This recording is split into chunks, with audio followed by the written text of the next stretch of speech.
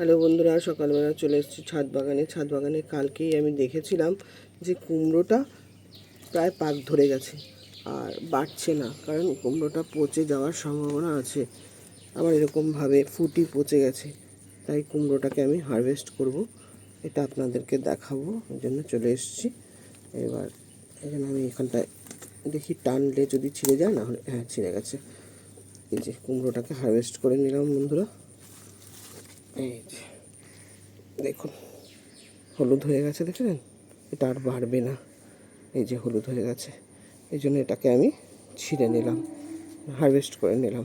এবার 1-2 দিন রাখলে ঘরে মোটামুটি এটা আরও পেকে যাবে। এটা আর বাড়ছে না, আর বৃষ্টিতে সব কিছু নষ্ট হয়ে যাচ্ছে বন্ধুরা। আমার একটা ফুটি, বড় ফুটি নষ্ট হয়ে গেল বৃষ্টিতে। এই জন্য বাধ্য হয়ে আমি এটা তুলে নিলাম। ডোনা আছে তো ভয় লাগছে রাখতে, জানেন তো।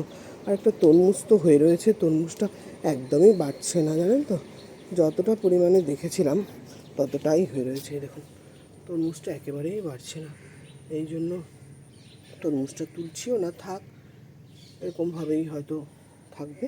যাক, এটা তো তুলে নিলাম। তাহলে আজকে কুমড়ো হারভেস্টটাই করলাম, সেটাই দেখালাম।